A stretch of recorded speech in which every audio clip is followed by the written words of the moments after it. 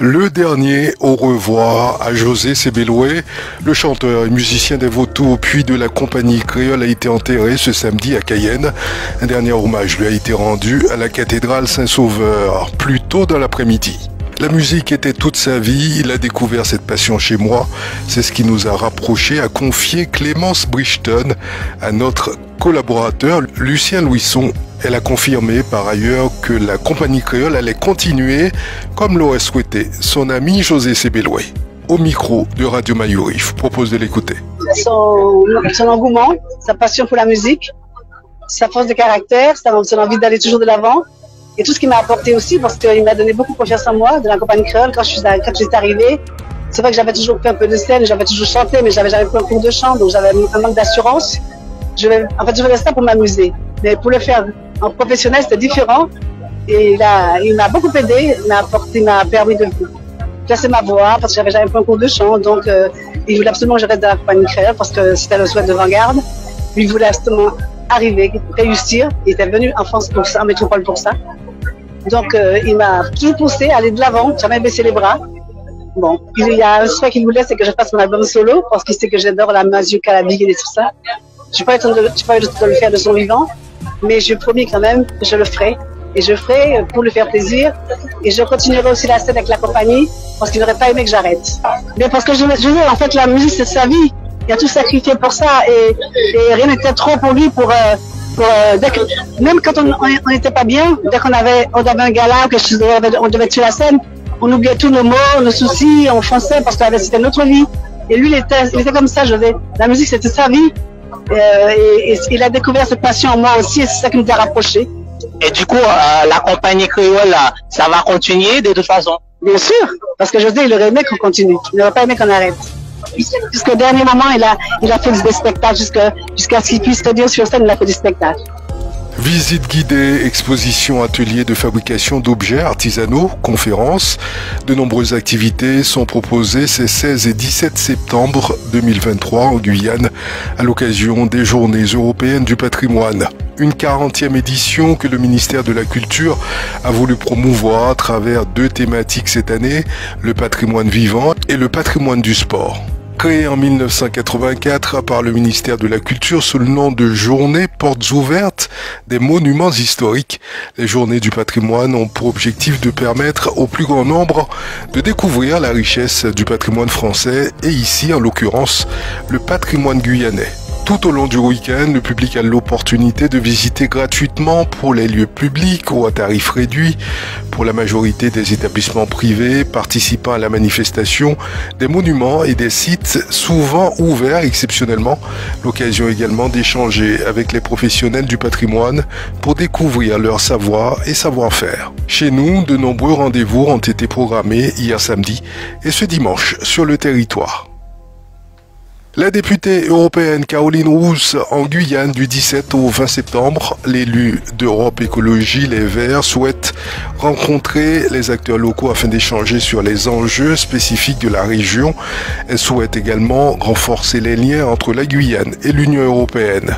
Les moments forts de cette visite se dérouleront sur 2 jours. En effet, demain lundi 18 septembre, la parlementaire visitera les ports de Cayenne et du Larivot. Elle rencontrera les pêcheurs ainsi que les représentants du comité régional des pêches maritimes et des élevages marins de Guyane. Elle se rendra aussi auprès des associations pour l'environnement et rencontrera évidemment le président de la CTG. Mardi 19 septembre, au programme de Caroline Rousse, rencontres et discussions avec la société civile, notamment les habitants de Montlucas pour évoquer le développement régional, rencontre avec Michel-Ange Jérémy, maire de Sinnamary, visite du port et de la maison de la nature, réunion avec les maires de Guyane pour évoquer les projets européens. Notez que la députée est membre de la commission du développement régional, de la commission pêche, de la commission d'enquête sur la protection des animaux pendant le transport. Sur arrêté municipal, la ville de Cayenne annonce l'autorisation d'accéder au site de l'Île-et-la-Mer pour le public dès ce samedi 16 septembre. Cela fait suite à la fermeture temporaire du lieu le 22 mai 2023 alors qu'un groupe de 34 visiteurs profitait de la plage. Des abeilles tueuses ont attaqué les baigneurs. Une femme de 65 ans est décédée sur place. L'îlet est de nouveau accessible suite à l'intervention d'un apiculteur. Il a identifié et neutralisé les abeilles responsables de l'attaque depuis le 29 août dernier, selon la mairie de Cayenne. Par ailleurs, des équipes du service départemental d'incendie et de secours, SDIS, se sont régulièrement rendues sur place depuis l'incident. Le site a été jugé conforme à l'accueil du public. Le secteur des savanes est depuis avril 2023 un foyer épidémique de la dengue. Ces 2 dernières semaines, soit depuis début septembre, la moitié des cas de dengue recensés venaient de Kourou et les chiffres ne cessent d'augmenter. Pendant les grandes vacances, l'épidémie de dengue qui touche la ville spatiale s'est étendue. Parmi les 172 cas confirmés sur les 2 dernières semaines, pour lesquels la commune de résidence est connue, 22 ont été recensés sur le littoral ouest, 36 sur l'île de Cayenne, 86 dans le secteur des savanes et 2 sur le Maroni, indique Santé publique France dans le point épidémiologique du 14 septembre. Avec l'arrivée prochaine de la saison des pluies propice au développement des larves de moustiques, l'Agence régionale de santé de Guyane craint une poursuite de cette croissance. Les campagnes de prévention vont alors être renforcées, annonce l'Agence régionale de santé dans la lettre Pro du 15 septembre.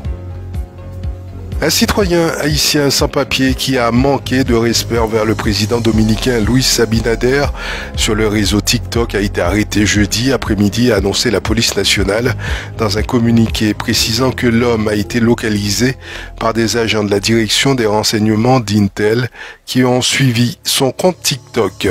Ce dernier avait publié ce message alors que la République dominicaine venait de menacer de fermer sa frontière avec Haïti en représailles à la construction par son voisin d'un canal puissant de l'eau dans la rivière du Massacre, un petit fleuve qui constitue l'une des frontières naturelles entre les 2 pays qui se partagent l'île d'Hispaniola. La frontière a finalement été fermée jeudi et un important dispositif sécuritaire a été déployé. Les 2 pays entretiennent des relations tendues, notamment en raison de l'immigration des Haïtiens vers la République dominicaine. Luis Abinader, candidat à sa succession en 2024, a fait des relations avec Haïti un de ses chevaux de bataille électorale. Il a lancé le pays dans la construction des murs entre les 2 pays pour empêcher l'immigration clandestine et son gouvernement procède régulièrement à des expulsions d'immigrés très critiquées par des organisations non gouvernementales de défense des droits de l'homme. C'est la fin de ce flash, je vous remercie de l'avoir suivi. J'aurai le plaisir de vous retrouver vendredi sur Radio Mayuri.